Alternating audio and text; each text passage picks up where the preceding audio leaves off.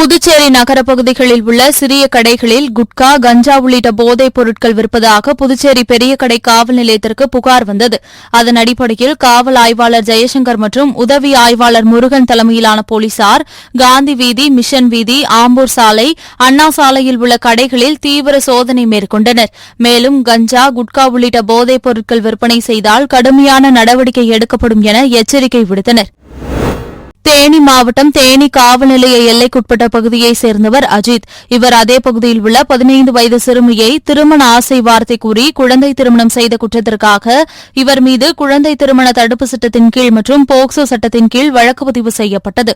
இந்த வழக்கு விசாரணையானது தேனி மாவட்ட ஒருங்கிணைந்த நீதிமன்றத்தில் உள்ள போக்சோ சிறப்பு நீதிமன்றத்தில் நடைபெற்று வந்தது. இதனை விசாரித்த நீதிபதி கணேசன் அஜித்திற்கு 10 ஆண்டுகள் சிறை தண்டனையும் 10,000 ரூபாய் அபராதமும், அதை கட்ட தவறினால் மேலும் 1 ஆண்டு கடுங்காவல் சிறை தண்டனை விதித்து தீர்ப்பளித்தார்.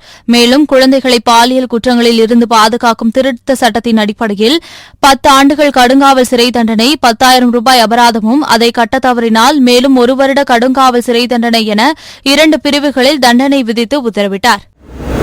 திருவாரூர் மாவட்டம் திருத்துறைப்பூண்டி நாகை சாலை பைபாஸ் ரவுண்டானா அருகே நெடுஞ்சாலைத்துறைக்கு சொந்தமான இடத்தில் போக்குவரத்து இடையூறாக 30க்கும் மேற்பட்ட சாலையோர கடைகள் போடப்பட்டிருந்தது.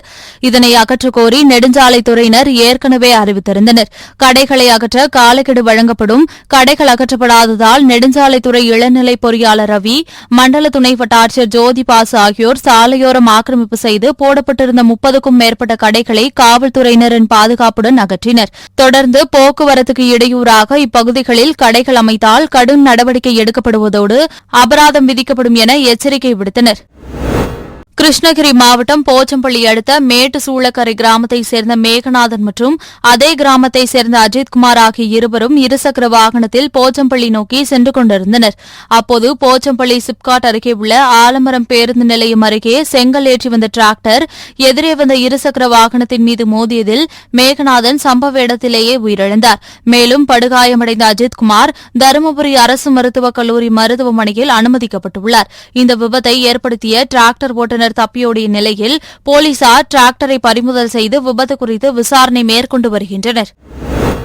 மயிலாடுதுறை கூரைநாடு பகுதியைச் சேர்ந்தவர் சுந்தர். இவர் சீர்காழி புதிய பேருந்து நிலையம் எதிரே காலணி விற்பனை கடை நடத்தி வருகிறார்.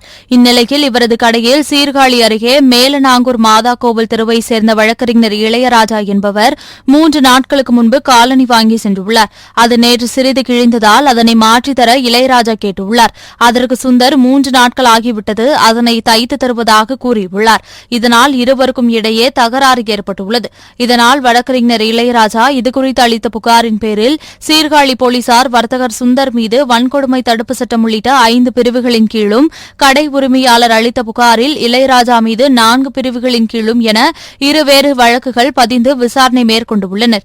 இந்நிலையில் வர்த்தகர் மீது நடத்தப்பட்ட தாக்குதலை கண்டித்தும், உரிய விசாரணை நடத்தாமல் பாதிக்கப்பட்டவர் மீது வழக்கு பதிவு செய்த போலீசாரை கண்டித்தும் சீர்காழியில் வர்த்தகர்கள் கடையடைப்பு போராட்டத்தில் ஈடுபட்டனர். இதனால் சீர்காழி நகரில் மருந்தகம், உணவகங்கள் தவிர 2500க்கும் மேற்பட்ட கடைகள் மூடப்பட்டது. வர்த்தகர்களின் இந்த திடீர் போராட்டத்தால் மக்களின் இயல்பு வாழ்க்கை பாதிக்கப்பட்டது.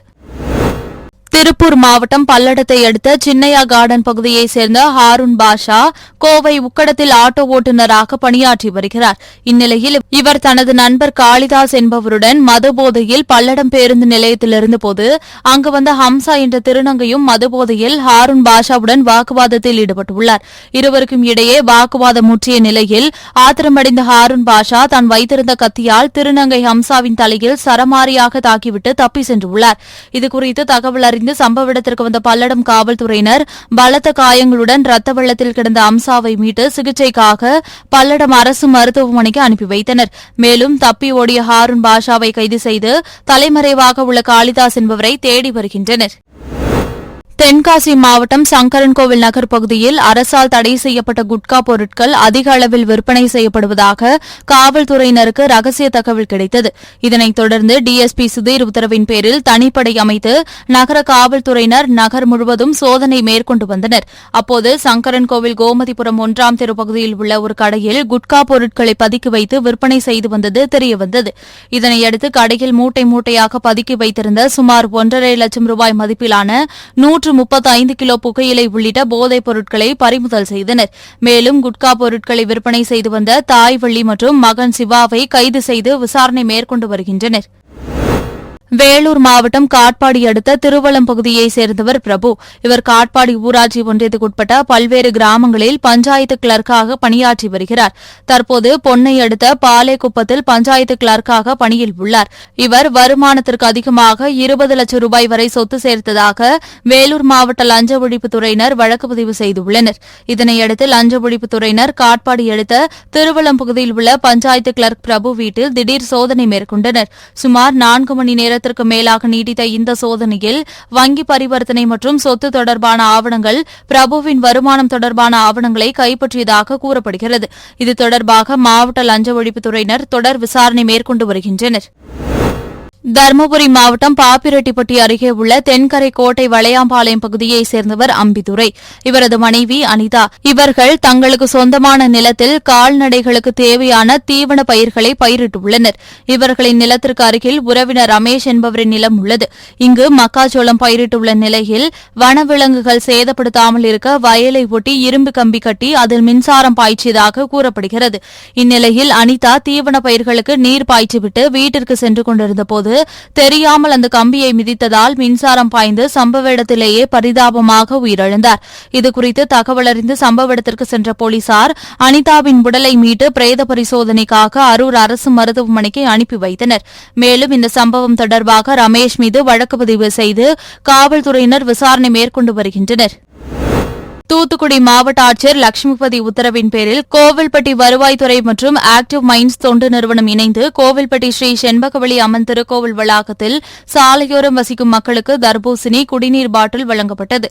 வட்டாட்சியர் சரவண பெருமாள் தலைமையில் நடைபெற்ற இந்நிகழ்ச்சியில் ஆக்டிவ் மைண்ட்ஸ் தலைவர் தேன்ராஜா, வருவாய் ஆய்வாளர் ராமமூர்த்தி, கிராம நிர்வாக அலுவலர் மந்திர சூடாமணி உள்ளிட்ட பலர் கலந்து கொண்டனர். தேனி மாவட்டம் போடி ராசிங்கபுரத்தைச் சேர்ந்த நடராஜன் என்பவர் புதிய வீடு கட்டி வந்துள்ளார். அப்பொழுது வீடு கட்ட போதிய பணம் இல்லாத நிலையில் பணத்திற்காக கடந்த 2014ஆம் ஆண்டு அப்பகுதியில் வீட்டில் தனியாக இருந்த சுரளி மல்லம்மாள் என்ற மூதாட்டியை கீழே தள்ளிவிட்டு தலையணை வைத்து முகத்தில் அழுத்தி மூச்சை நிறுத்தி கொலை செய்துவிட்டு அவர் அணிந்திருந்த 3 சவர நகையை எடுத்து சென்றுள்ளார். இதேபோல் குப்பநாயக்கன்பட்டி பகுதியில் வீட்டில் தனியாக இருந்த தங்கம்மாள் மூதாட்டியையும் கொலை செய்துவிட்டு அவர் அணிந்திருந்த கவரிங் நகைகளை கொள்ளையடித்து சென்றுள்ளார். இதுகுறித்து மூதாட்டிகளில் உறவினர்கள் அளித்த புகாரின் பேரில் போடி தாலுகா போலீசார் வழக்கு பதிந்து நாகராஜனை கைது செய்தனர். இந்த 2 கொலை வழக்குகளும் தேனி மாவட்ட ஒருங்கிணைந்த நீதிமன்றத்தில் உள்ள மகிழா விரைவு நீதிமன்றத்தில் நடைபெற்று வந்தது. இந்த வழக்கை விசாரித்த நீதிபதி கோபிநாதன் மூதாட்டிகள் இருவரை கொலை செய்த குற்றத்திற்காக ஆயுள் தண்டனையும் 1000 ரூபாய் அபராதமும், நகையை திருடி சென்றதற்காக 10 ஆண்டுகள் சிறை தண்டனை மற்றும் 1000 ரூபாய் அபராதம் என 2 பிரிவுகளில் தீர்ப்பு வழங்கியதோடு இந்த தீர்ப்பை ஏக காலத்திற்கு அனுபவிக்க வேண்டும் என உத்தரவிட்டார். மலேசியா தலைநகர் கோலாலம்பூரில் இருந்து சென்னை சர்வதேச விமான நிலையத்திற்கு வந்த ஏர் ஏசியா விமான பயணிகளை விமான நிலைய சுங்க அதிகாரிகள் சோதனை செய்தனர்.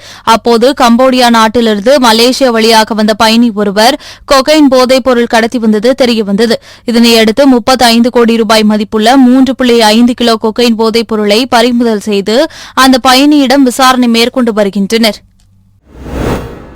தேனி மாவட்டம் பெரியகுளத்தில் உள்ள அரசு தோட்டக்கலை கல்லூரி மற்றும் ஆராய்ச்சி நிலையத்தின் சார்பாக மாற்றுத்திறனாளிகளின் வாழ்க்கை தரத்தை மேம்படுத்தும் வகையிலும் சிறு தொழில் முனைவோராக மாற்றும் வகையிலும் தேங்காய் ஓட்டில் கைவினைப் பொருட்கள் செய்வது குறித்த 2 நாள் பயிற்சி வகுப்புகள் நடைபெற்றது. இந்த பயிற்சி வகுப்பில் தேங்காய் ஓட்டிலிருந்து சமையல் கரண்டி, சாவி கொத்து, வீட்டின் அலங்கார பொருட்கள், செல்போன் ஸ்டாண்ட் உள்ளிட்ட 30க்கும் மேற்பட்ட கைவினைப் பொருட்கள் செய்வது எப்படி, கைவினைப் பொருட்கள் சந்தைப்படுத்துதல் உள்ளிட்ட ஆலோசனைகள் வழங்கப்பட்டு அவர்களுக்கு கைவினைப் பொருட்கள் கலைஞர்கள் செய்முறை பயிற்சி கொடுத்தனர். இந்த பயிற்சி வகுப்பில் தேனி மாவட்டத்தின் பல்வேறு பகுதிகளிலிருந்து 50க்கும் மேற்பட்ட மாற்றுத்திறனாளிகள் பங்கேற்று பயிற்சி பெற்றனர். திருச்சி அரசு மருத்துவமனை பின்புறம் மாநகராட்சி தொடக்கப்பள்ளி செயல்பட்டு வருகிறது. இப்பள்ளியின் தலைமை ஆசிரியர் அம்சவள்ளி வழக்கம்போல் பள்ளியை பூட்டிவிட்டு சென்றுள்ளார். பின்னர் மறுநாள் காலையில் வந்து பார்த்தபோது பள்ளியின் பூட்டு உடைக்கப்பட்டு தலைமை ஆசிரியர் அருகில் உள்ள பீரோவிலிருந்து 25,000 ரூபாய் கொள்ளை போனதுடன் பள்ளியில் இருந்த மின்விசிறிகள், விளையாட்டுப் பொருட்கள் அடித்து நொறுக்கப்பட்டு சூறையாடியிருப்பதைக் கண்டு அதிர்ச்சி அடைந்தார். இதுகுறித்து பள்ளி தலைமை ஆசிரியர் அம்சவள்ளி திருச்சி அரசு மருத்துவமனை போலீசில் புகார் அளித்துள்ளார். அதன் பேரில் சம்பவ சம்பவ இடத்திற்கு சென்ற போலீசார் கைரேகை நிபுணர்கள் மோப்ப நாயை வரவழைத்து தடயங்களை பதிவு செய்து விசாரணை மேற்கொண்டு வருகின்றனர். விழுப்புரம் மாவட்டம் செஞ்சி அடுத்த பாக்கம் கிராமத்தில் உள்ள சுமார் 70 ஏக்கர் பரப்பளவு கொண்ட ஏரியில் மீன்பிடி திருவிழா விமரிசையாக நடைபெற்றது. இதில் சோகுப்பம், நல்லான்பிள்ளை பெற்றால், புத்தகரம், தடாகம், புலிப்பட்டு, சேப்பேட்டை உள்ளிட்ட பல்வேறு கிராமங்களிலிருந்து சுமார் 1000க்கும் மேற்பட்ட பெண்கள், இளைஞர்கள் ஏரியில் இறங்கி பல்வேறு வகையான மீன்களை மகிழ்ச்சியுடன் பிடித்து சென்றனர். செங்கல்பட்டு மாவட்டம் பழையனூர் பகுதியில் இயங்கி வரும் அரசு நேரடி நெல் கொள்முதல் நிலையத்தில் தமிழ்நாடு நுகர்பொருள் வாணியக் கழக பருவகால காவலர் செல்வம் பணியில் இருந்துள்ளார்.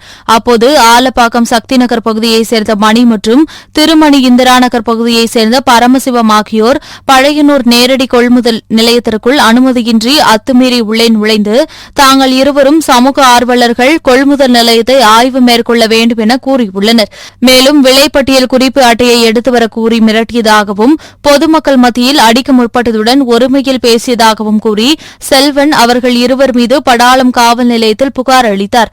அதன் பேரில் மணி மற்றும் பரமசிவத்தை கைது செய்த போலீசார் சம்பவம் குறித்து விசாரணை மேற்கொண்டு அவர்கள் மீது 4 பிரிவின் கீழ் வழக்கு பதிவு செய்து இருவரையும் செங்கல்பட்டு குற்றவியல் நீதிமன்றத்தில் ஆஜர்படுத்தி புழல் சிறையில் அடைத்தனர். சமீப காலமாக தமிழகத்தில் சிறுத்தையின் நடமாட்டம் அதிகமாக இருந்து வருவதால் மக்கள் பெரும் அச்சத்தில் இருந்து வருகின்றனர். இந்த நிலையில் புதுச்சேரியில் நகரப்பகுதியில் உள்ள குறிஞ்சி நகர் பகுதியில் நாய்க்கு புலி வேடமிட்டு உலாவிட்டு உள்ளனர். இந்த நாய் அப்பகுதியில் உள்ள பல்வேறு தெருக்களில் சுற்றித் திரிந்து வரும் நிலையில் இதனை சட்டென்று பார்க்கும் பொதுமக்கள் அச்சமடைந்து வருகின்றனர். இந்நிலையில் புலி வேடத்துடன் சுற்றி வரும் நாயின் வீடியோ சமூக வலைதளங்களில் வைரலாகி வருகிறது. நீலகிரி மாவட்டம் முதுமலை புலிகள் காப்பகத்திற்கு உட்பட்ட தெப்பக்காடு, தொரப்பள்ளி, பொக்காபுரம், மசினகுடி, வாழைத்தோட்டம், சிறியூர், மாயார் உள்ளிட்ட பல்வேறு வனப்பகுதிகளில் வரலாறு காணாத வறட்சி நிலவி வருகிறது. கடும் வறட்சியின் காரணமாக வனவிலங்குகள் தண்ணீர் தேடி சாலை ஓரங்களில் உலாவர துவங்கியுள்ளது. இந்நிலையில் தொரப்பள்ளி வனப்பகுதியிலிருந்து சாரசாரையாக மான்கள் கூட்டம் தண்ணீரை தேடி சாலையை கடந்து சென்றது. மான்கள் சாலையை கடந்தபோது அவ்வழியாக சென்ற வாகனங்கள் மான்களுக்கு எவ்வித இடையூறுமின்றி வாகனங்களை நிறுத்தி சென்றனர். மேலும் சாரசாரையாக சாலையை கடந்த மான்கள் கூட்டத்தை அவ்வழியாக சென்று சுற்றுலா பயணிகள் கண்டு ரசித்தனர். கல்வியால் ஜெயிப்போம் சமூக சேவை அறக்கட்டளை சார்பில் இன்றைய காலகட்டத்தில் சமூக வலைதளத்தால் ஏற்படும் பிரச்சினைகள் குறித்த கருத்தரங்கு, அறக்கட்டளை 3ஆம் ஆண்டு தொடக்க விழா மற்றும் மாணவர்களுக்கு நல உதவிகள் வழங்கும் விழா திருவள்ளூர் அடுத்த கொத்தியம்பாக்கம் கிராமத்தில் நடைபெற்றது. அறக்கட்டளையின் தலைவர் வினோத் தலைமையில் நடைபெற்ற இந்நிகழ்ச்சியில் சித்துக்காடு ஊராட்சி மன்ற தலைவர் வேலுச்சாமி, வழக்கறிஞர்கள் மதுமிதா ஜெயபிரகாஷ், மெர்லின், சதீஷ் உள்ளிட்டோர் சிறப்பு அழைப்பாளராக கலந்து கொண்டு சிறப்புரையாற்றினர். இதைத் தொடர்ந்து மாணவர்களின் பேச்சுப் போட்டி, திருக்குறள் ஒப்புவித்தல், நடன நிகழ்ச்சி போன்ற கலை நிகழ்ச்சிகள் நடைபெற்றன. இறுதியாக 11ஆம் வகுப்பு படிக்கும் 2 மாணவிகளுக்கு தலா 10,000 ரூபாய் வீதம் கல்வி உதவித் தொகை வழங்கப்பட்டது. பின்னர் போட்டிகளில் பங்கேற்ற அனைத்து மாணவர்களுக்கும் ஸ்கூல் பேக், நோட்டு, புத்தகம், பேனா, பென்சில் வழங்கப்பட்டன.